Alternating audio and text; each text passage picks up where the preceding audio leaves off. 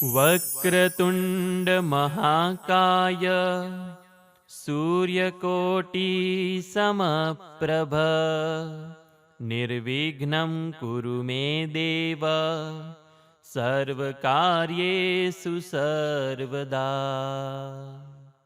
નમસ્કાર મિત્રો, જય શ્રી ગણેશ. સ્વાગત છે ફરી એક વખત આપનું આપણી યુટ્યુબ ચેનલ ભક્તિ કીર્તન સંગ્રહમાં. મિત્રો, આજે છે અંગારકી સંકષ્ટી ચતુર્થી, એટલે આજે આપણે આ વ્રતનો મહિમા, વ્રતની વિધિ, વ્રતની કથા અને મળતા ફળ વિશે ચર્ચા કરવાના છીએ. તો વિડીયો પસંદ આવે તો કોમેન્ટ સેક્શનમાં એક વખત જય શ્રી ગણેશ અવશ્ય લખજો. તો આવો સૌપ્રથમ આપણે આ સંકટ ચોથની વ્રત કથા સાંભળીએ અને એ પછી આ વ્રતનો મહિમા, વ્રતની વિધિ અને મળતા ફળ વિશે વાત કરીશું. તો બોલીએ શ્રી ગણપતિ ગજાનન મહારાજ કી જય. અતઃ પોષવદી સંકષ્ટી ચતુર્થી વ્રત કથા. એક વખત રાવણે બધા દેવતાઓને જીતીને બંદાંધ બની સંધ્યા કરી રહેલા વાલીની પાછળ જઈ પૂંછડું પકડી લીધું. શક્તિશાળી વાલીએ રાવણને બગલમાં દબાવી દીધો અને આકાશ માર્ગે કિષ્કિંધાપુરીમાં આવ્યો. અને આ બંદી રાવણને તેણે પોતાના પુત્ર અંગદને રમકડા રૂપે રમવા માટે આપ્યો. અંગદે રાવણના ગળામાં દોરડું બાંધી નગરમાં ફેરવવા લાગ્યો. વિશ્વ વિજય રાવણની આ હાલત દેખીને બધા નગરવાસીઓ હસવા લાગ્યા અને કહેવા લાગ્યા, જુઓ, આ વિશ્વ વિજેતા રાવણને રાજકુમાર અંગદ સડકોના માર્ગ પર રમકડાની જેમ ફેરવી રહ્યો છે. નગરવાસીઓની આ વાત સાંભળી રાવણ ઘણો લજ્જિત બન્યો. તે શરમનો માર્યો નીચું જોઈ ગયો. પછી તેણે પોતાના નાના પુલત્સ્ય મુનિનું સ્મરણ કર્યું.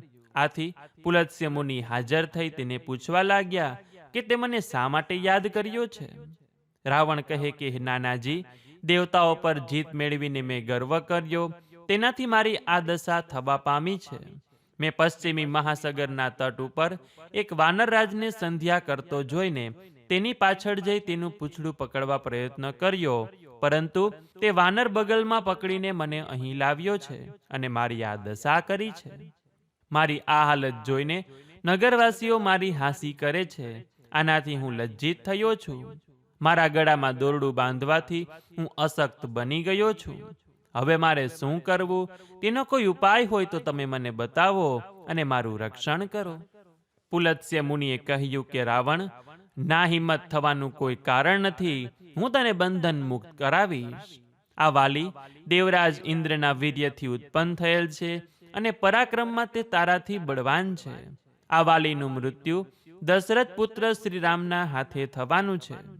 હે રાવણ, જો તું વાલીના બંધનથી છૂટવા માંગતો હોય તો સંકટનાશક ગણેશજીનું વ્રત કર. પ્રાચીન કાળમાં વૃત્રાસુરના નાશ માટે ઇન્દ્રે પણ આ વ્રત કર્યું હતું. તું પણ આ સંકટનાશક વ્રત કર. એ વ્રતના પ્રભાવે કરી તારું દુઃખ દૂર થશે. અને આમ કહી પુલત્સ્ય મુનિ વનમાં ચાલ્યા ગયા. પુલત્સ્ય મુનિના આદેશ અનુસાર રાવણે ગણેશ સંકટ ચતુર્થીના વ્રતનું અનુષ્ઠાન કર્યું. આ વ્રતના પ્રભાવે રાવણ તત્કાળ બંધન મુક્ત થયો અને સુખરૂપ પોતાના રાજ્યમાં ગયો અને સુખ શાંતિથી રાજ કરવા લાગ્યો. તો આપણે પણ ભગવાન શ્રી ગણેશને એવી જ પ્રાર્થના કરીએ કે જેવી રીતે રાવણે આપનું આ વ્રત કર્યું અને આપ તેને ફળ્યા, એવું જ તમારું આ વ્રત કરનાર, વિડીયો જોનાર, સાંભળનાર, વાર્તા વાંચનાર, લખનાર, સાંભળનાર સૌ કોઈને ફળજો. તો બોલીએ શ્રી ગણપતિ ગજાનન મહારાજ કી જય. શંકર ભગવાન કી જય. ઉમિયા માત કી જય. હિન્દુ પંચાંગ અનુસાર મહિનામાં 2 વખત ચતુર્થીની તિથિ આવે છે. એક તો સુદ પક્ષ અને બીજી વદ પક્ષની ચતુર્થી. અને આ તિથિના સ્વામી છે ભગવાન શ્રી ગણેશ.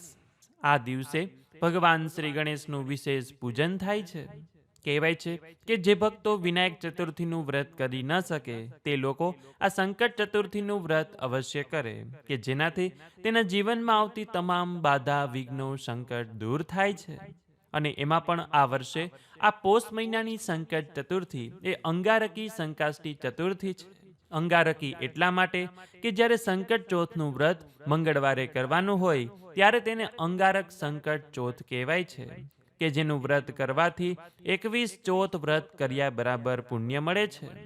એટલા માટે જો આપણે વર્ષની કોઈ પણ સંકટ ચોથનું વ્રત ન કરી શકીએ તો અંગારકી સંકષ્ટી ચતુર્થીનું વ્રત અવશ્ય કરીએ, ભગવાનનું પૂજન કરીએ, મંત્ર જાપ પાઠ કરીએ કે જેનું આપણે ઉત્તમ ફળ આજે મેળવી શકીએ છીએ.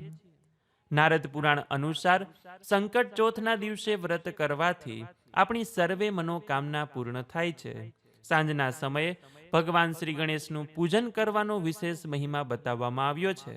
સાંજે એટલા માટે કેમ કે સંકષ્ટ ચતુર્થીના સાંજે જ્યારે ચંદ્ર દર્શન થાય ત્યારે આ વ્રતને પૂર્ણ કરવામાં આવે છે.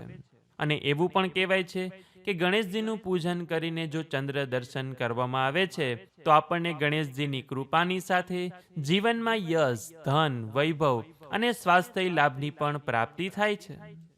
કહેવાય છે કે પોષ મહિનાની સંકટ ચોથ ઉપર ભગવાનને તલનો કોઈ પણ રીતે પ્રસાદ ધરાવવો જોઈએ.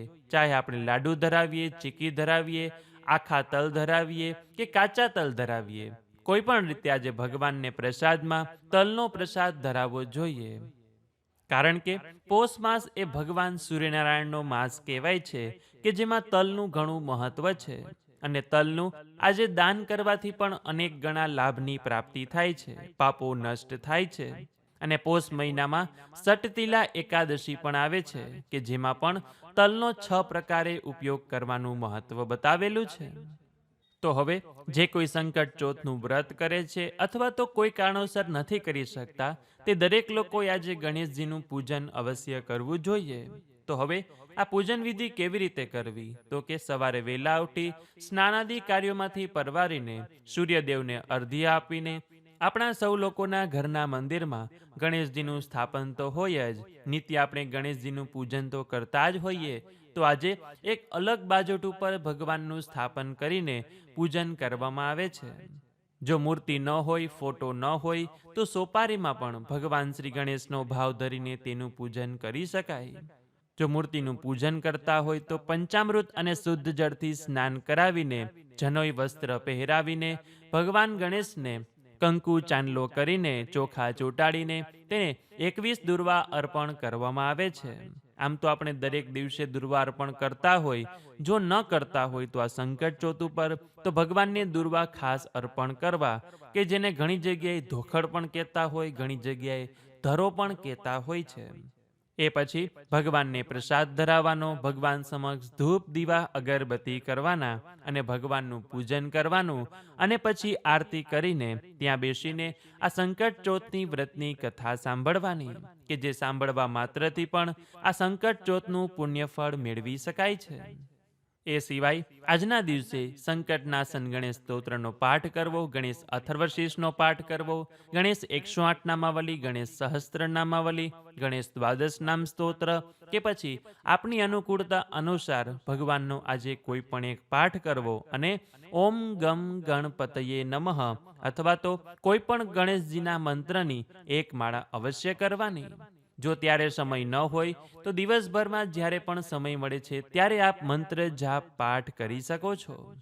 તથા આ વ્રત સવારે સૂર્યોદયથી લઈને સાંજે ચંદ્ર દર્શન સુધીનું હોય છે, કે જેમાં ઉપવાસ કરવાનો હોય છે, એટલે કે કોઈ પણ અનાજ ગ્રહણ કરવામાં આવતું નથી, તેનું ખાસ ધ્યાન રાખવું. જે કોઈ વ્યક્તિ ઉપવાસ ન કરી શકે તે લોકો પાણી લઈ શકે છે અથવા તો ફળફળાદી કે પછી ફરાળનો ઉપયોગ કરી શકે છે, કે જેમાં આપ ચા, દૂધ, કોફી પણ લઈ શકો છો. અને રાત્રે જ્યારે આપણા ઘરની બાલ્કની, અગાશી કે આંગણામાંથી ચંદ્ર દર્શન થાય ત્યારે ચંદ્રદેવને અર્ઘ આપવામાં આવે છે. ત્રાંબાના લોટામાં દૂધ મિશ્રિત જળ લઈને તેમાં એક ફૂલ પધરાવીને થોડા તલ ઉમેરીને ચંદ્રદેવને ઓમ સોમાય નમઃ 12 વખત એ મંત્ર બોલીને અર્ધ્ય આપવામાં આવે છે. અને પછી ચંદ્રદેવ સમક્ષ અને મનમાં ગણેશજીનું ધ્યાન ધરીને આ વ્રતમાં થયેલી ભૂલચૂકની ભગવાન સમક્ષ માફી માંગવામાં આવે છે. કેમ કે આપણે પામર મનુષ્ય, અજ્ઞાની મનુષ્ય ભગવાન શ્રી ગણેશનું પૂજન તો શું કરી શકીએ? આપણે જે કંઈ ભાવપૂર્વક પૂજા કરી હોય તેમાં કંઈક ક્ષતિ રહી ગઈ હોય, ખામી રહી ગઈ હોય કે ભૂલ થઈ ગઈ હોય તો ભગવાનને કહેવાનું કે ભગવાન, મારાથી જો કંઈ ભૂલચૂક થઈ હોય તો આપનું બાળક સમજી મને ક્ષમા કરજો અને મારે આજે કરેલી વ્રત અને પૂજાનો સ્વીકાર કરજો. આપના ચરણોમાં મારી એટલી જ પ્રાર્થના છે કે મને આ જીવન આપે જે પણ કાંઈ આપ્યું છે, સુખ, સંપત્તિ, સંતતિ, પરિવાર, ઘર જે પણ આપ્યું છે તેના માટે આપનો ખૂબ ખૂબ આભાર. અને આપ આ જ રીતે અમારા ઉપર કૃપા વર્ષાવતા રહેજો અને મને આપનું પૂજન કરવાનું અને આપની વ્રત કરવાની શક્તિ આપતા રહેજો. જો આ રીતે બોલીને આપણે આપણા સંકટ ચોથ વ્રતને પૂર્ણ કરીએ છીએ તો ભગવાન શ્રી ગણેશ આપણા પર અવશ્ય પ્રસન્ન થાય છે. અને આ વર્ષે ચંદ્ર દર્શનનો સમય છે રાત્રે 9:30 વાગ્યાનો. કદાચ આપના ગામ શહેર પ્રમાણે આ ચંદ્ર દર્શનનો સમય થોડો ઘણો આગળ પાછળ હોઈ શકે છે કે જેની સૌ લોકોએ ખાસ નોંધ લેવી. અને રાત્રે ચંદ્ર દર્શન કરીને ઘરે જઈને સાત્વિક ભોજન લેવાનું કે જેમાં ઘણા લોકો મીઠાનો ઉપયોગ કર્યા વગર ભોજન જમતા હોય છે, એટલે કે ખારું જમતા નથી. તો તે રીતે પણ આપ આ વ્રતનું પારણું કરી શકો છો, એકટાણું કરી શકો છો. તો મિત્રો, આ રીતે આજે આપણે સાંભળ્યું પોષ મહિનાની સંકટ ચતુર્થી વ્રતનો મહિમા, વ્રતની વિધિ, વ્રતની કથા અને વ્રત કરવાથી મળતા ફળ વિશે. આશા છે કે આપ સૌ લોકોએ પણ મારી સાથે સાંભળ્યું હશે.